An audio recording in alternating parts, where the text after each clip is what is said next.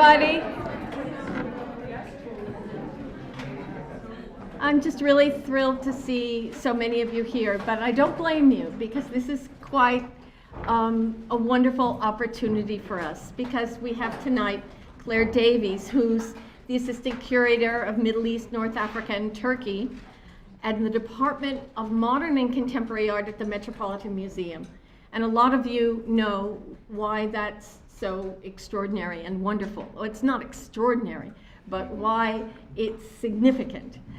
It's significant because it's the first time that this has happened, that there's been the acknowledgement that there is actually contemporary art outside of the hemispheres that we know so well. And so she's faced with an extraordinary task, as you all know too, which is forming this collection. And so it's very exciting to be on the ground floor with her. Now, she's the right person to be doing this, quite obviously. She has a PhD from the Institute of Fine Arts of New York University. She concentrated in historiography of non-Western and global art, modern and contemporary art in Egypt and the Arab world, architectural history and urban development in the Arab world, the history of photography in the Arab world, and the art of the interwar period and post-war American art. Her dissertation was Modern Egyptian Art, Site, Commodity, Archive, 1891 to 1948. It's one of those little dissertations, 1891 to 1948. And she has a number of extraordinary publications. She has books. She was editor and contributor of Sian Armajani, Follow This Line, a co-author with Jeffrey Weiss of Robert Morris, Object Sculpture, 1960 to 1965. She has many articles, some of you have already read, among which are Arts Writing in 20th Century Egypt, Methodology, Continuity and Change, Art and Freedom, Surrealism in Egypt, The Figuration Abstraction Continuum, The Case of the Oriental Artist, Hamid Abdallah. I don't want this to turn off. And most recently, Sudan's Cultural Voices, Remembering the 60s and 70s. Just think of the range of what she does and the range of what she knows. And right now, she did this amazing thing. Before she came to the Met, she was curator of the Townhouse Gallery in Cairo. So she has all this wonderful experience at such a hip age. I'm not going to say young age. And all of this experience is being brought to bear in the exciting project of building a collection at the Metropolitan Museum. Everybody wants to hear what you have to say. So I ask you to join me in welcoming Clare Davies.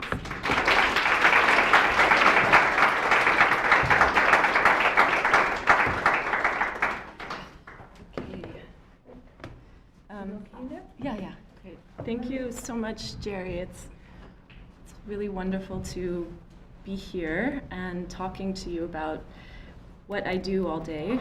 And we're looking for how to turn down the lights. Turn down, yes, that would help. Thank you. It's those lights. Yeah. Well, it's okay. We can keep. Yes, that's good. Can you see all right?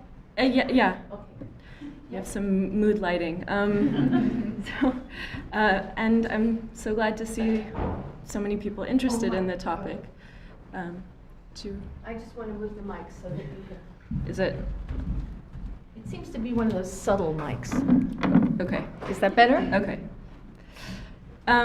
So, without further ado, I just want to outline quickly what I'll talk about this evening, and then hopefully we'll have time for questions or a conversation at the end, which would be wonderful. I'd love to hear what you have to say or what you think of what I say.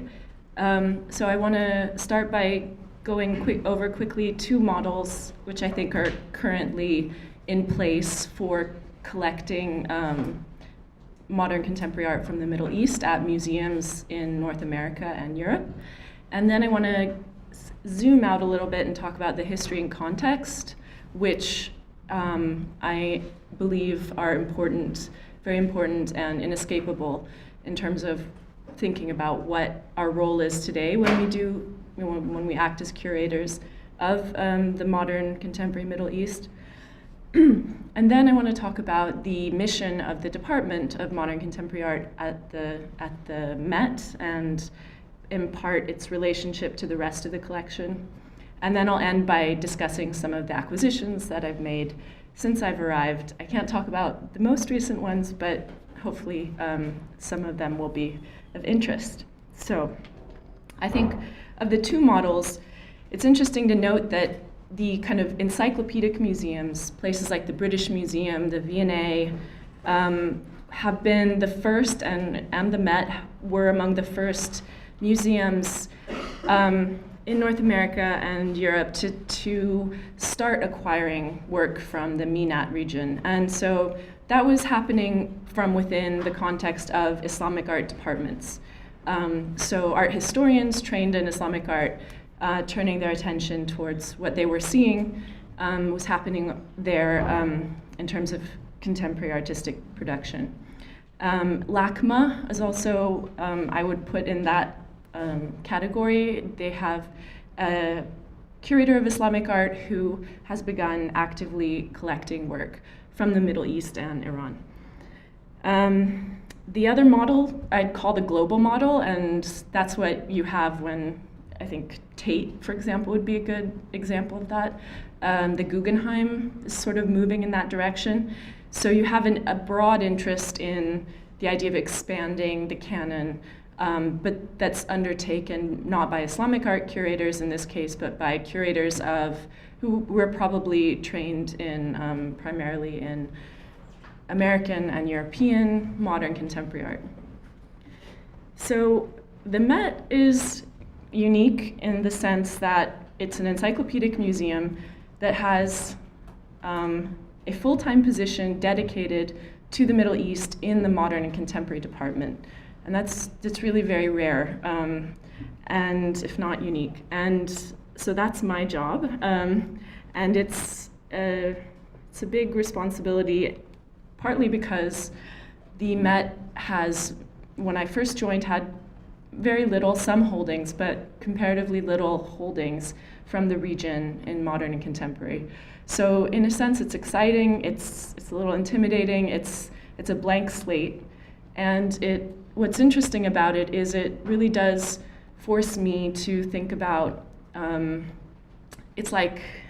think through, major art historical issues and questions and methodologies, because I think that that's really what's at stake. It's not a question of expanding the canon. It's not an additive model. It's not, we're going to find things from Sudan and add them on to the modern canon. It's about the way that these works and these artists and histories can fundamentally help us rethink categories of art history, including terminology, periodization, etc. So I think one of the other exciting thing about being at the Met now is the department consists of people who specialize in different regions, Latin America, South Asia, obviously Europe and the US, but also different media and different time periods. So there's this moment where we're all coming together and trying to work through some of the issues like terminology, periodization. How do you write how do you address periodization if you're not beginning from France? How do you think about the art history of the past 100 years from the perspective of India or Egypt, for example? I want to address one of the things I always maybe it's getting a little redundant at this point, but I want to address the idea of internationalism in the arts and its history, because I think often we get caught up in this conversation about the biennialization of the arts, the global art moment, etc. There's actually a fascinating history behind that, and I think going through it quickly will help set into relief some of the stakes of what I'm doing. So, as we know, often ancient artifacts, originals, were found in the non-West and sent to American or European metropoles and entered museums in that way. What's interesting is that more recently, reproductions of European and specifically French works of the canon were circulated outside of the West. So you had originals going one way and reproductions going the other way. This model had its roots in nationalist propaganda during World War I, and then with the founding of the League of Nations and later UNESCO came an effort to institutionalize a framework for internationalism in the arts. In addition to promoting European culture and arts abroad, offshoot organizations such as the International Council of Museums, or ICOM, which was established in 1946, and the International Association of Plastic Artists, first convened in Venice in 1954, focused on legal issues related to artists' rights and reproductions. So quickly, this is a catalog of an exhibition of reproductions of the canon that was sent abroad, including to the Middle East, and visited many countries. And essentially, it was a very Eurocentric and Francophone-centric, Francophilic-centric approach to the canon. And there was, I think, again, you have the idea of the reproduction as being this point of contact for building a canon and with its relationship to the rest of the world. So in the same year that the International Association of Plastic Artists was founded, MoMA set up an international council. So that's 1954. Over the next few decades, the council organized traveling exhibitions of American art with a special emphasis on abstract expressionism. And I think this is a relatively well-known story. The first exhibition to travel to the Middle East was The Family of Man, which circulated through Beirut, Tel Aviv, and Athens between 1955 and 58. Conceived by photography curator Edward Steichen, the exhibition included hundreds of photographers from around the world and aimed to span, the gamut of life from birth to death. Again, you have an exhibition of reproductions, interestingly enough, that are sent to the Middle East, first of all, from MoMA. I think it's interesting as a side note to mention that you have André Malraux in France articulating a concept of the imaginary museum, or the museum without walls, around the same time. And he's playing in that context with the implications of photography for expanding the canon to a global sort of frame of reference, and allowing access for the first time to works of art around the world simultaneously. So I really like thinking of, as you can tell, the history of internationalism in the arts in terms of reproductions and photographs. It's a theme that keeps coming up over and over again. And the Cold War context begins to witness colonies and former colonies producing their own response, in a way, responding to this. And so you have Bandung in 1955, the Third World Liberation Movement, 1966, and you have the rejection of the artifact, the original, as a passive kind of entity, and it becomes armed in this context. So these are works produced by posters, produced by artists associated with the Organization of Solidarity of the Peoples of Africa, Asia, and Latin America in Cuba, and its quarterly journal, Tricontinental. And they took up familiar emblems of so-called third world cultural heritage and wedded them to symbols of armed struggle. This approach brought into relief the context within which these artifact symbols circulated historically, while the addition of rifles, grenades, and bullets annexed them to the cause of the Third World Liberation Movement.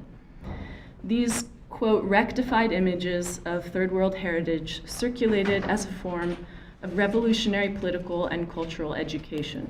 At the same time, they suggested the conflation of the figure of the guerrilla fighter with the ancient artifact, as well as the contemporary artist. And this is something I get, if you're interested in it, I get into in the paper that Jerry mentioned earlier.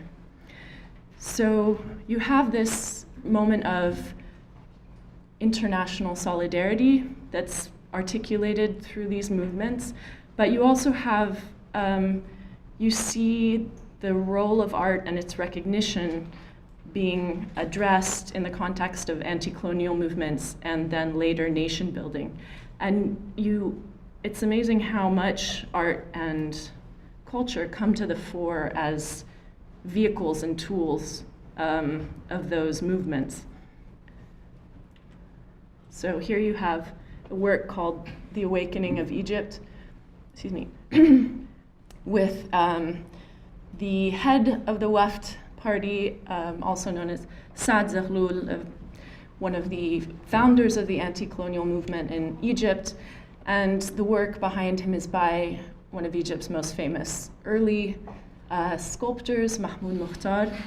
This piece was funded through public donations, partly, in large part, and that, in a sense, kind of involved an interpolation of the nation as people through the work of art. This is one of the earliest moments, I think, that we can point to as art and nation building coming into focus together, or art and anti-colonial movements. These are pictures, sorry, I lost here. Yes, Andy Warhol's portraits of the Shah and Shah Banu. And he had a special relationship with these, the leader of Iran at the time, and was sort of positioning himself as a palace portraitist. Iran is significant in this context because of the degree to which Mohammad Reza Shah leaned on the arts and on heritage as a way of expressing his concept of Iran's new identity. His,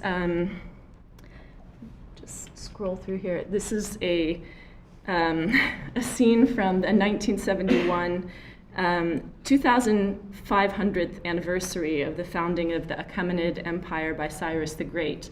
It was extremely extravagant and attended by 69 dignitaries and royals from around the world. It was on TV so that most Iranians could view it, and is said to, and I'm not sure how true this is, but clearly generated a great deal of resentment in a country where you had significant problems with literacy and poverty, inequality, and this massive reenactment of a pre-Islamic sort of imaginary of Iranian identity. These are two works by Parviz Tanavi, an artist, a young artist at the time who's still alive. These are early works of his that reference some of the imagery and motifs of Persepolis, and go on to inform his later practice as well. But he was part of a group that was really, in a sense, crafting a visual idiom for the nation at that point in time. And that's a theme you see over and over again at this post-colonial moment, is artists working either against or with ruling powers to present a visual stand-in for what this nation is supposed to be. And this is an incredibly important sort of gesture at the time. In Iraq, let's see. So yes, the colonial experience or experiences positioned living artists' engagement with cultural heritage at the very center of the emerging post-colonial nation state. This lesson has since been reiterated many times. Here, for example, is a photograph of a giant plywood billboard representing Saddam Hussein astride the ancient Babylonian gate of Ishtar, built in 575 BC of enameled brick. The original gate was unearthed by German archaeologists in 1902. The find was studied and documented before much of it was relocated to Berlin, original going to Metropole, in the wake of World War I and reconstructed. Fragments of the gate also wound up in various other metropoles, including New York, at our own Metropolitan Museum of Art. In 1987, Saddam Hussein ordered the construction of his own copy of the gate, complete with an inscription to mirror Nebuchadnezzar's original inscription on the original gate. In the reign of the victorious Saddam Hussein, the President of the Republic, may God keep him, the guardian of the great Iraq and the renovator of its renaissance and the builder of its great civilization. The rebuilding of the great city of Babylon was done in 1987. This is the original at the Pergamon Museum. In 2003 and 2004, American and Polish troops transformed the archaeological site into a military base, Camp Alpha. The damage was extensive. The loss of cultural patrimony, whether through expatriation or destruction, is unfortunately not a phenomenon that has disappeared since. Indeed, it is often this loss and dispersion that seems to have prompted the desire of artists in the 20th century to reconstitute a relationship to the past. And this is a point I'll return to a little bit later in the talk. So this is a work by an artist, Michael Rakowitz, who's in our collection as well, not this piece. This is a piece that will be erected at the fourth plinth in Trafalgar Square in London. And it's a reconstruction, or claims to be a reconstruction, of a Lamassu figure, a winged bull figure, from Iraq, and it's made of the sort of cheap packaging that you'll find in any supermarket in the Middle East. Things like tea, the boxes for tea bags, etc., newspapers. What's interesting about this piece, I think, is the way that it's addressing a kind of violence that has caused the destruction of massive amounts of artifacts from this part of the world, but also the loss of life. And he insists, part of this project has been to recreate artifacts that were looted from the National Museum in Iraq. But this piece is actually from the Mosul Museum in Syria. I'm confused. This is from the Mosul Museum, and it's a replica of the piece that was destroyed by ISIS. But I think he's interested in the way that artifacts are made to either stand in for or obscure the human lives that are destroyed as part of that process.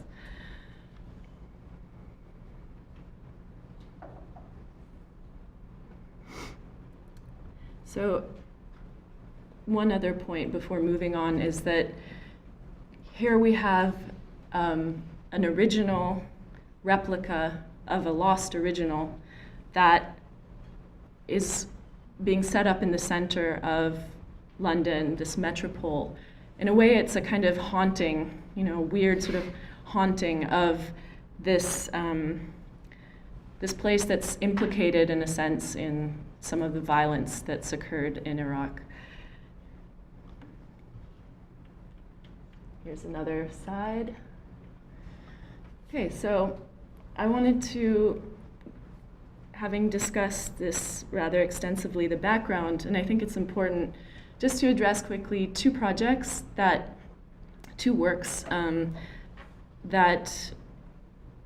I've been involved with, and either through acquisition or exhibition, and that give a sense of what my interpretation of this mandate is. The mandate being, modern and contemporary art serving as a lens onto the collection and vice versa.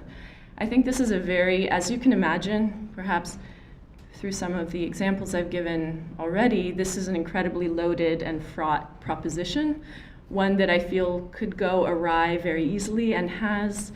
And so I think these are two, what I would call felicitous examples of artists dealing with that. And this is key, I think, too, is that I'm interested in turning to artists and seeing what their solutions to that problematic is. One of the first artists who will come to mind, for those of you who are familiar with contemporary art in the Middle East, is Wendy Dodd, who teaches at Cooper Union here in New York, and often shows up at the museum. Once I found him wandering around, and he was looking, he told me, at the shadows of the carpets. And this is in the Islamic Art Gallery. So I found that compelling. And just to back up, his broader project, Scratching on Things I Could Disavow, is what you could say he's interested in what's happening in the art world in the Middle East, and he part of that apparently involved taking photos of these shadows. I saw him give a talk at Columbia a few years ago, and he said he wanted to develop this project dedicated to the history of art in the Arab world, and he began by putting things on paper, thinking about Islamic art, and developing a language to speak about lines, forms, gestures, etc., and the idea of Islamic art. The encounter with the work of art forced him into an encounter with its history, all of which, he said, quote, led me to ask a very simple question, only tangentially linked to the encounter. Am I witnessing an acceleration, that's an important word for him, in the emergence of cultural programs in the Arab world, and why? So that is the sort of outline of what his Scratching on Things I Could Disavow project is. But here's another picture. So as part of Scratching on Things I Could Disavow, he managed to get access to the Louvre Abu Dhabi, that's before it opened, which was obviously only recently, and took these photos of works in vitrines. And as you can see, he captures a sense of movement, velocity, and also the mirroring of reflections, and the way that you can see the way things start to get juxtaposed onto one another. So I would suggest that it's with that camera eye, that photographic eye, that this object comes into being. And this is one of the works, one of 9 works we acquired of his from a related section of the project. And I just want to give you a little sense of the narrative. So he says, a narrative devised by the artist accompanies the sculptures as they appear on the wall of the museum or gallery and inserts these works within the framework of contemporary institutional developments in the region. Rad describes the series as belonging to a group of 28 out of a total of 294 art objects that will be loaned by the Louvre Islamic Art Department to Louvre Abu Dhabi, sometime between 2016 and 2046. So this work is actually a mashup of these 2 works that you can find in the catalog of the Louvre. And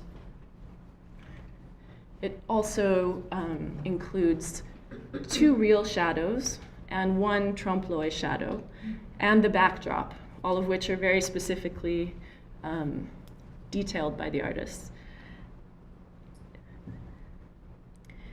So of the 294 objects, the artist asserts, 28 will be affected by the journey from France to Abu Dhabi, in ways that historians, curators, and conservators could not have anticipated or predicted, unquote. During this journey, these 28 sculptures, he continues, quote, opted to dissimulate, they traded skins, limbs, faces, and organs with each other. Indeed, each sculpture represents the artist's synthesis of 2 specific works, as I mentioned, from the Louvre collection. And the mounting of the sculptures on the museum wall represents the final stage in Rad's narrative. So finally, the shadows, the multiplication of real and illusory shadows around the sculptures suggests that the qualities of the objects themselves, as well as any cultural, historical, or disciplinary meanings associated with them, remain in flux. And I think the question here for me is, what are we seeing when we see this work of art? What is made visible through these precarious objects? Art historian Chad Elias has argued that Rad's earlier work centering on the Lebanese Civil War dealt with the ways in which ideology and power speak through individual subjects, rather than being about representation. Similarly, we might understand works from Scratching on Things I Disavow as performing a similar operation. Rad's sculptures make manifest the ideologies and discursive forces working through the Arab art objects. Specifically, the art objects movement from one museum to another appears to bring into focus while also disrupting this process of ideological ventriloquism. As they transform, the objects stylize, garble, or otherwise distort the voices of art history and museological convention brought to bear today on the category of Arab art. There's a much larger argument for exactly how they do that, but I think that he's presenting an incredibly complex, conceptually rigorous argument about how an artist like him, who hails from Lebanon, fits into the museum, and what happens to objects when they move from their original location to the museum or vice versa.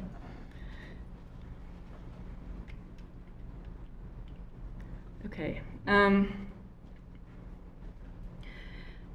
I wanted to mention one more project that I think offers an interesting example of how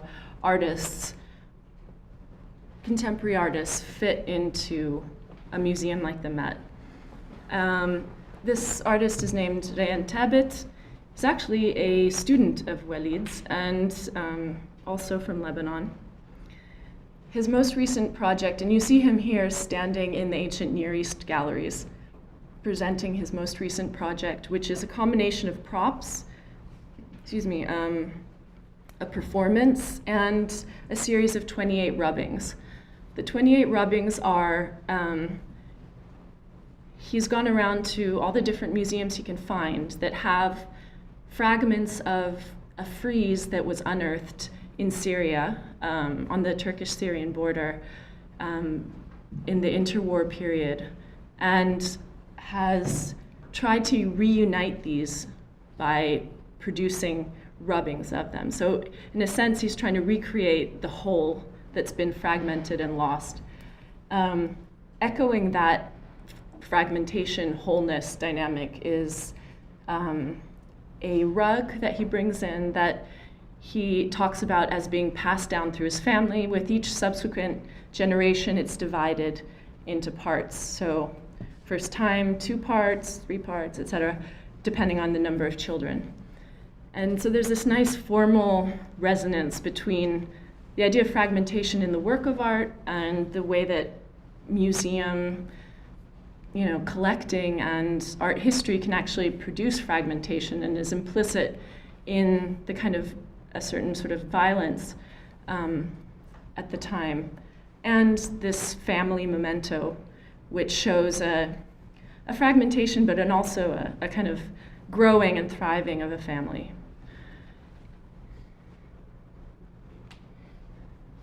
I want to show you. So this is one of the original fragments, and we actually have some of them at the Met in the gallery that he was speaking in. And this is his rubbing. So they kind of transform into these really beautiful, beautiful images with a totally different sense of life, a different kind of identity. And I think, it's also the combination of the rubbings with the props, with the performance, etc., starts to put into play, where we draw the lines between those. What's an object, what's a prop, what's a work of art. So this is, I think, exactly the kind of conversation that's interesting to have in the context of the Met, where you have that history, that art history, and you also have, it brings the Met to the artist on the artist terms, I hope. And as some of you know, this process of rubbing is very old art historical documentation technique. So these might also be documents of a certain kind. And reproductions.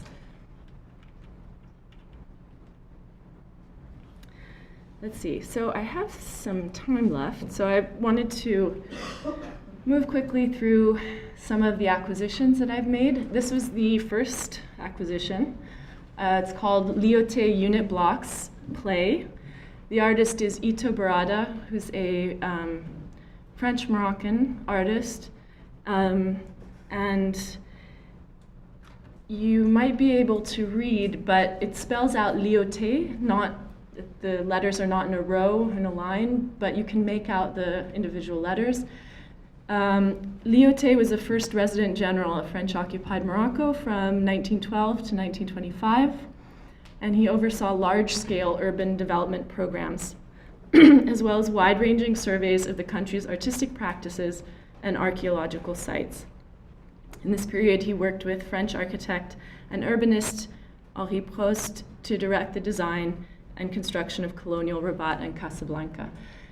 I thought this was a really great first work because it puts into relief, first of all, it's a beautiful piece, but it also puts into relief the way that modernism was often constituted at the edges, what we consider the margins or the edges. So you have Morocco being used by France as an architectural laboratory.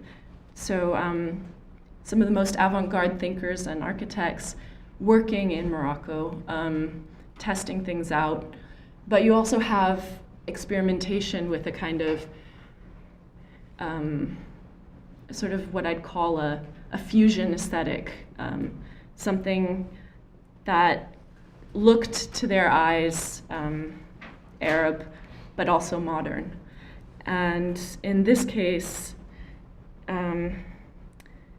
Lyoté specifically was focused on something that became known as Arabisance, and that I think is partly, it's that history that Ito is pointing to, but also in setting these pieces up like enormous blocks, wood blocks, there's a sense of play, but also a sense of potential destruction, and the sense that you could just wipe this all away suddenly. And those are, I think, all things that I wanted to, keep in mind as a newly arrived curator at the Met.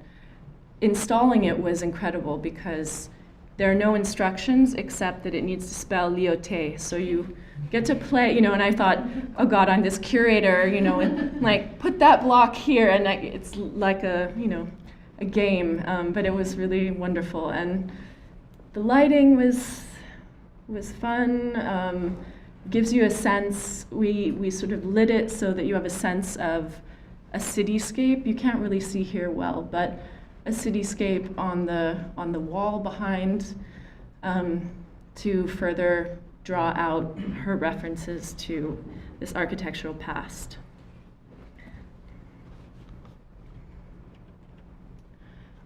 Okay, so I think one of the issues that Ito's work raises is the question of the derivative, right? This is always the guillotine that's hanging over the head of any artist that's not non-Western. It's either too similar, in which case it's derivative, or it's not similar enough, in which case it's not art. So there's, in terms of, how do you start thinking about what's at stake for artists outside of the West? I think partly the idea is, one of the themes that keeps coming up again and again is the idea of originality, authenticity, or the possibility of something that's a practice that's both their own or proper to the Middle East or the Arab world, but also modern and potentially avant-garde. This is it's a very early painting. It's not very well known, of Salwa Desird, who's another Lebanese artist who recently passed away. And it shows, I just love it because it shows kind of embodiment of her struggle with figurative art. So you see a woman in a full veil with a big hammer destroying a nude sculpture of a woman. And she was really interested in creating something that she understood as modern Arab art. And she, in doing so, she leans on one of these tactics or strategies that comes up again and again, which is to claim that abstraction is actually original to Islamic or Arab art and therefore comes before European abstraction, therefore predates it and is ahead of the time, is more avant-garde than the avant-garde. Here's an example of a work of hers. This is not in our collection, but you can see that she's interested in modularity. She's interested in the possibility of the infinite. It calls to mind something like Infinite Column, Brancusi's Infinite Column. But she's also playing with references to language. So this is titled Poem, and the verse of a poem, or bait, is also the word for house in Arabic. I think she's constantly playing on architecture, on references to Islamic art. So she would describe modularity as a characteristic of Islamic art. This is a work we do have in our collection, and it's, fortunately the picture is a little washed out, but it's work by a Sudanese artist still with us, Ibrahim alSalihin. Excuse me. And it's what I think the best way to, he's also interested in defining something called sort of a Sudanese art. He's part of the Khartoum School, founded in 1956. He left, studied in England, and then came back post-independence to help to serve that role of the artist as a producer of visual idiom for a new nation. And I think, the figures like somebody like Wilfredo Lam come to mind when I look at his work, and the way he's trying to craft something that's that combines references to his own culture and to the education he had in contemporary art of the time. I want to just mention, I think that this painting is interesting because it sort of embodies the complexity of the question of abstract art in the Middle East. I think it's been dealt with again and again. Abstraction, calligraphy, the way the human form, is sort of works that don't deal with the human form. But there's so much happening in so many layers to that, and we're just starting to scratch the surface of that complexity. So I think my argument is that, here you can see, this is the underpainting, which was created in 1962, and then he goes back over in 1968 and paints over it. So the painting plays on two central concerns of the artist in the period following his return to Sudan in 1957. Firstly, individual elements of the painting, like the whole, are intended to operate synesthetically, evoking simultaneously both sight and sound. Additionally, the iconography of the work draws on the artist's inner vision. The artist transcribes visions on the canvas in a manner that evokes the revelation of the holy word to the Prophet Muhammad. So he frames it that way. He denies that he's inventing any images. He's positioning himself as receiving visions, which is a kind of interesting way of claiming and not claiming authorship. It also evokes surrealist automatist techniques intended to allow the unconscious to take over the reins of artistic production from the rational mind and tradition. So secondly, the negative shapes created through the addition of the overpainting connects to his experiments with what would come to be known as Arabic lettrism, hurufiyya. In this period, alSalihin systematically stripped Arabic script of conventional signification, both linguistic and formal. He transformed individual letters, which he describes as breaking down the bone of the letter, in order to observe the space within a letter and the space between a letter and the other on the line. He says, I wanted to see what was there and find out their basic components and origins. While the first and second layers ultimately combine to create a new painting, they also function independently and may indeed relate to particular modes of vision that the artist believes correspond to Sudan and England, respectively. In the Sudan, claims alSalihin, there's such a glare that you have to half close your eyes. Impressions are almost half seen, but I feel them through another eye. In contrast, he says, his eyes are fully open in England, yet everything appears covered in a sooty film. It was a landscape that he says he absorbed fully while a student at the Slade School of Art, but only surfaced later. So there's so many, you can see him coming back to the painting with his new interest in calligraphy, not calligraphy, in lettrism, let's say.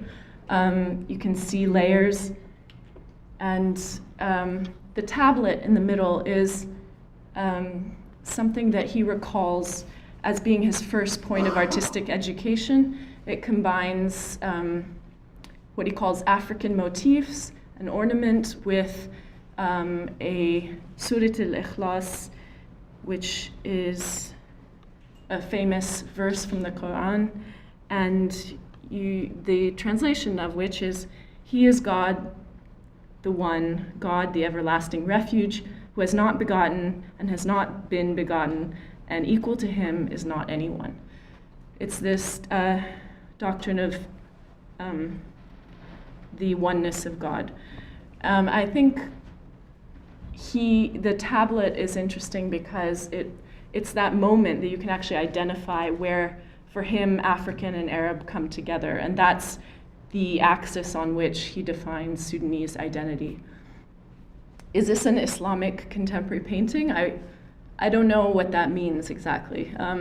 The way I approach, there's so many, all these words are so problematic, all the labels, etc., and you can spend a lot of time digging through them. I think they're best used not as categories in and of themselves, but as responses perhaps to particular situations, particular artists or artworks that really merit them, and there's a specific argument you have for that. Okay, well, I think what I want to do now is just open up for questions. I have some more slides, but maybe I can talk about those in response to if there are any questions that seem related. Thank you.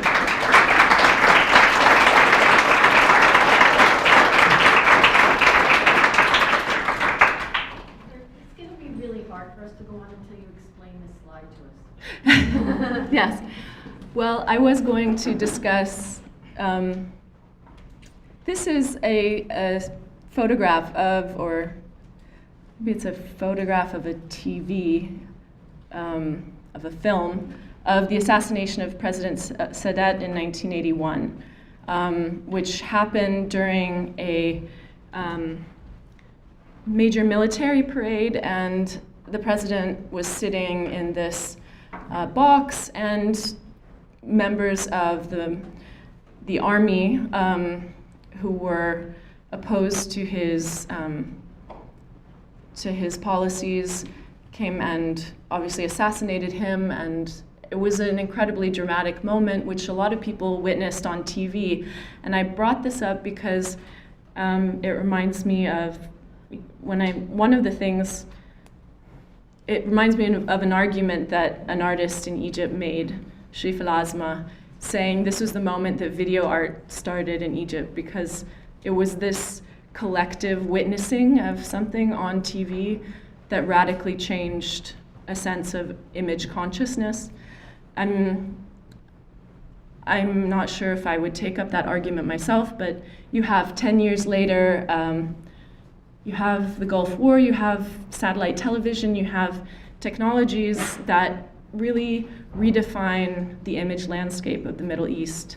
And that's also, I think, that's a way of periodizing art history in the Middle East. I would put 1991 as a kind of important moment in thinking about how things shift, which is obviously something that doesn't make as much sense in France or the US, etc.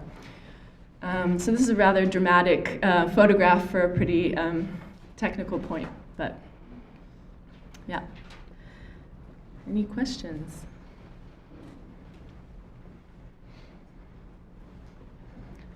Yes. How does thinking about your public response to these works of the visitors, how does that influence your acquisitions and what you decide to bring to the museum? How does that, I think the diversity of the audience demographic that you have at the Met means that you don't really have, I don't have in mind a sort of ideal audience member or typical audience member. So I think I'm looking for things that have that are accessible to a kind of to someone who's not deeply versed in the history of the region, for example, that you maybe you could be, but that wouldn't be entirely necessary, or that you would have, you wouldn't have to read a book to understand what's at stake in the work. I think they're very. I'm not interested in dumbing down works, but in maybe framing them as well in terms of in a way that offers access for people. Yeah. Yes. Physically, in the building of the Met, for instance, the blocks, are they already on exhibit, and where would that be, and how many of those that you've acquired are already on exhibit, or are they not?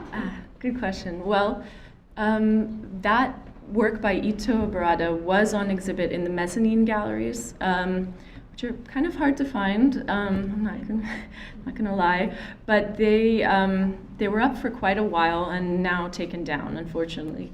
I believe in the future that as we continue to rethink the permanent collection hang, that more of these new works will be on view. It is a big museum, so everything happens really slowly sometimes. But there also will be special exhibitions that I'll work on that will be coming up in the next few years. So like upstairs into the south? The mezzanine you go through.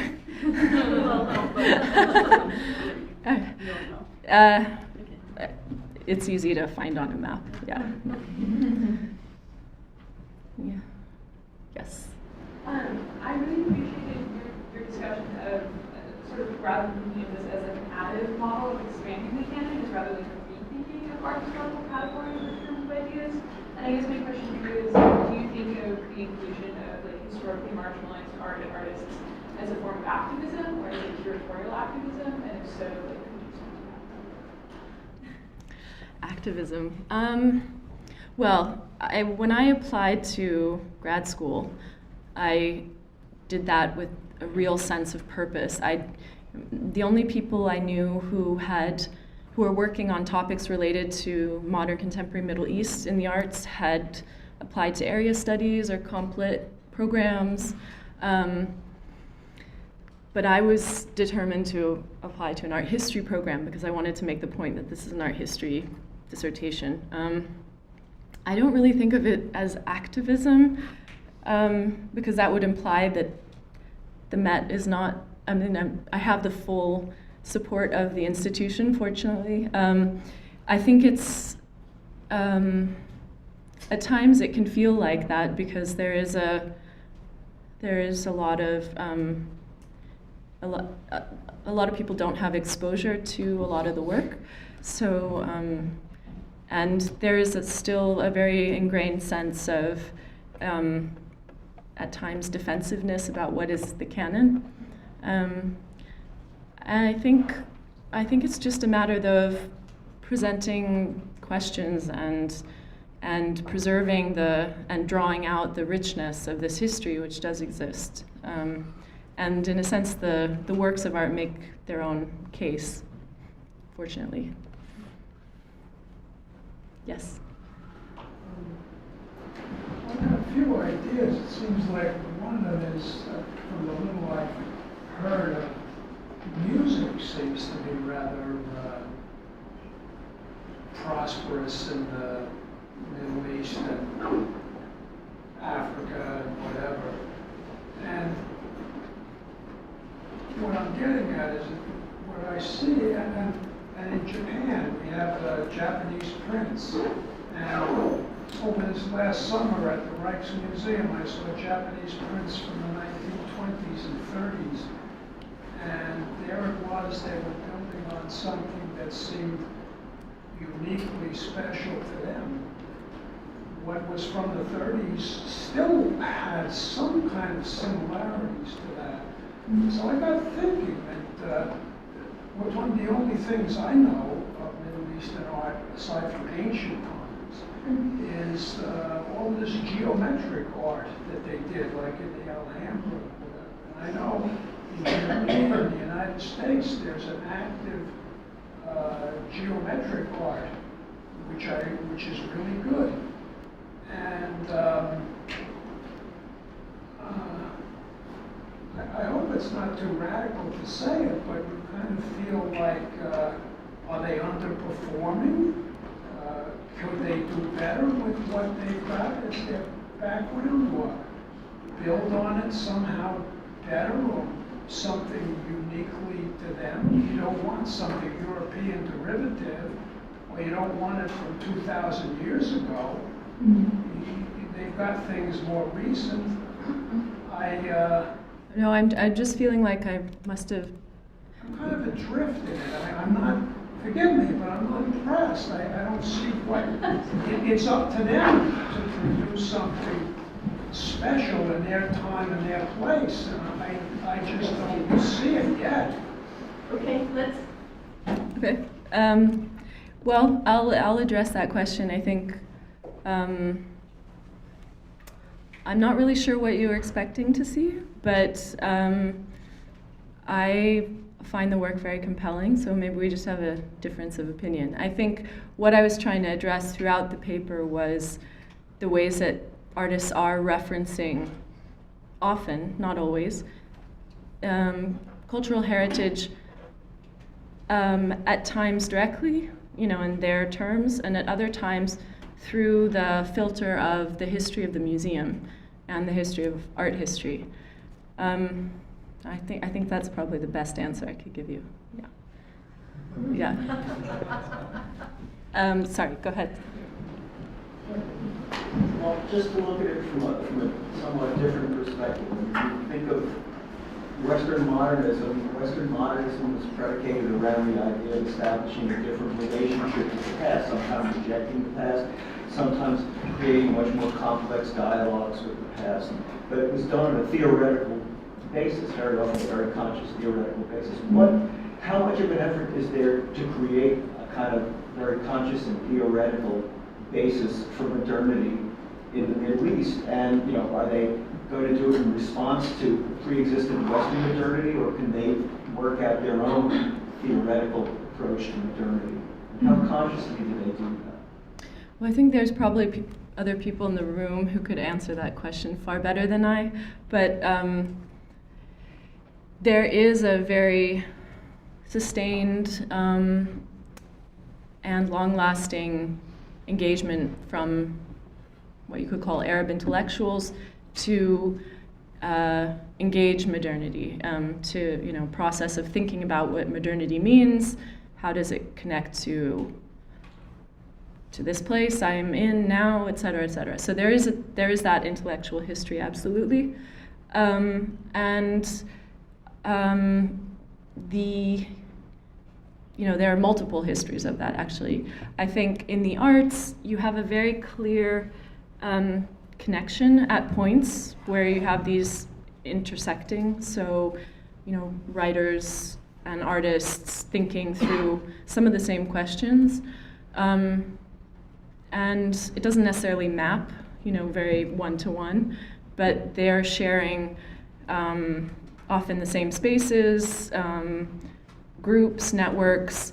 You have in Egypt, for example, when the Weft Party figures out the importance of supporting the arts, and it sets up a salon, a national salon, open only to Egyptian citizens, as they call them. This is before Egypt is a country and before citizenship has been properly defined in the sense that we know it. You have artists sort of actively participating in that. The broader framework for all of that is a discussion about modernity and what it means for Egypt right then.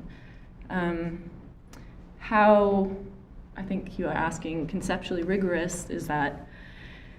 That reminds me of a discussion about whether or not there's art history in places like the Middle East or outside of Europe and the US. And I absolutely believe that there is. It requires, there's a lot of research to be done. I think that hasn't fully been excavated. And it's also not necessarily recognizable in the forms that, it's not going to be exactly the same as a form of art history that's developing in France at the time. But it is I'd say it's self-reflective, and it attempts to build towards something. And you could develop a list of critical terms, et cetera, et cetera. So in that case, I do think that there is, sort of an art historical tradition that is very much engaged with modernity, absolutely, and modernism. Yes? I was interested in a number of works that reference architectural frameworks and things of that sort. And I was wondering if, what is the particular context for that? Is there a general context in the art world for the notion of, I hate to talk about modern art in the art world, but nonetheless, is there a kind of general context that architecture lends itself to an art of a certain kind of abstraction that would allow for the development of identifiably modern but identifiably, local and particular activities? Or is it more that, in some way, shape, or form, architecture just is one more way in which Arab artists are exposed through reproduction, like through, photos and things like that, to what the range of modern art that's taking place in the West looks like, and in some ways that they're responding to it. It kind of serves a certain kind of idea or kind of intellectual abstraction that seems to kind of run through many of these works. Yeah, that might be it's a very good question. It might be my own bias, partly, because I think I'm interested in that question. But I think architecture is interesting because it's one of the places where you have some of the earliest modernist experiments happening in the Middle East. It's also a place where you have the coalescence of a kind of hybrid style and a thinking through of what hybridity means aesthetically. It's tied pretty directly to sort of major political, social, economic transformations that are happening at the time. So I think, it's really involved in all of those ways. Yeah. Oh, yes. So I wanted to follow up on David's question about modernity. I was really struck with what you said about how a couple of artists were really keen to engage this project of finding visual idiom for the new nation. It just strikes me that maybe nationalism is sort of a double-edged sword here. I mean, in one way it sort of propels this project of defining modern art, but maybe it also hamstrings it at the same time. Right, so this means talk about what a proper art history of the modern Middle East would look like. I wonder to what extent nationalism has actually distracted from finding the kind of networks and possibilities that might exist, because we tend to associate nationalism with these modernizing states that then invested in certain kinds of, Asala traditions of art, and that maybe it sort of pulls away from this broader project. Yes, absolutely. I think one of the reasons I was so interested in this Bandung Third World Liberation movement was because it was asserting on the surface, not, let's say on the surface, asserting a kind of idea of solidarity that went against the North-South axis, but also removed the artist from the context of the nation state as the defining framework for their work. I think one of the reasons that Timothy Mitchell is read by a lot of art historians I know who work on the Middle East and modern Middle East is he's thinking about representation in ways that resonate a lot here, and its relationship to colonialism. I think at times the nation state, is the only supporter of art and artists, and at other, and sometimes at the same time is squashing or pushing to the margins practices that don't fall within the orbit of what, is normalized as the image of the nation. And at times there's such a direct mapping of that. So, the Weft Party and the group around Saad Zaghloul really thought of themselves as kind of sculptors of the masses. They're going to sculpt the masses they're this elite, and they're going to sculpt the masses into this nation that could assert its own self-realization, autonomy. And they pick as their artist Mahmoud Mukhtar, who's the sculptor of the nation, is the title of one of the books dedicated to him. It's called. So it's really interesting how the metaphors almost so play out so directly at times. Yeah. Yes.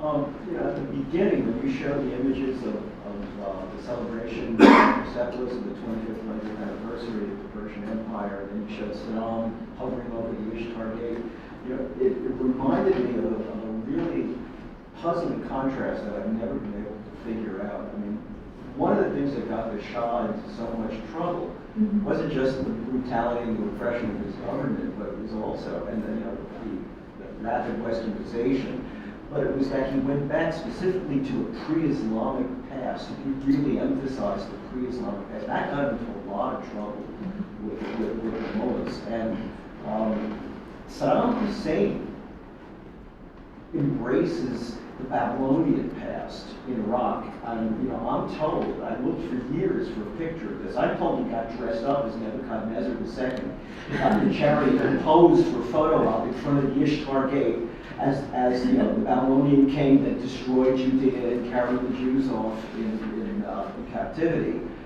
And he never got in trouble for doing that. That worked well enough for him. How come he was able to get away with that in Iraq? And the Shah had so much trouble with the Achaemenids in Iran. Do you have any idea?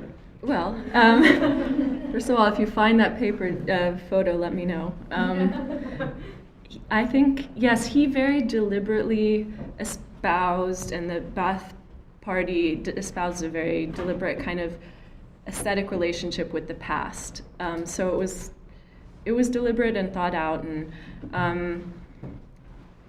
I'm not sure why the backlash wasn't the same. I would venture to guess that this moment of pan-Arabism sort of proposed itself as a secular alternative to a religious community identity. I always think, I tend to think that we don't pay enough attention to the reception of these moments, and we don't really know enough about how they were received. And so it is hard to say exactly what the balance was in terms of determining how people responded one way versus the other. I think in the case of the Shah, there was also just so much coming to it. was partly a matter of timing, but it was also the extravagance of that event, which, they flew in French food from a French restaurant. They had, songbirds in the trees. They, air-conditioned tents. It was a rubbing the nation's face in the wealth and prosperity of the Shah. And to have, it's one thing to have the ruler dressed up as Nebuchadnezzar. It's another thing to have ordinary Iranians walking, dressed up like little Achaemenids. There's a different valence to that, I think. So. Yes, you'll probably use a break. Shirley, did you want to I just have a question that's not related to this. What? I have another question that's not related to this. Well, no, it's okay. We're on to another subject. I was just really interested in what you said about the question of the derivative. How Middle Eastern artists kind of grapple with, is it too similar? Is it not similar enough to Western art? And if it's not similar enough to Western art, how would you classify as art, or where do you place that boundary? And I just wanted to ask if you could elaborate a little bit on that. Sure. So one thing I came to understand better while I was writing my dissertation was there were debates about whether Egyptian art students could actually draw a human figure, were capable of figurative art. So you can imagine that puts a lot of weight on your young Egyptian art student in 1911 to prove that they can draw the figure. It also sets up a whole series of questions that follow from it. It's really hard to escape that kind of debate. It's already setting the terms. So, but that's also, so if you know that, then you know also why artists were drawn to abstraction as an alternative, but also would want to claim abstraction as something proper to their own, to the idea of Islamic art or Arab art, etc. The question of the derivative is something that follows any and all non-Western art, and it's because it follows the logic of the canon, which is originals reside in Europe and sometimes in the U.S. and these are the home bases of the original. And I think it also, if you go to the Met, until recently, you could find 5,000 years of world culture from all over the globe, but that reflects the categorization of that, and the art history itself is rooted in a very imperial history. So places outside of the West are not visible as modern and contemporary. They exist in a past, which makes it much easier if you're not trying not to deal with modern contemporary people or issues or et cetera. So it's, I think, partly that arming of the artifacts, that slide I showed, was a response to this fossilization of non-Western cultures. Yeah. Guys, I would like to thank you so much for Thank you. very wonderful.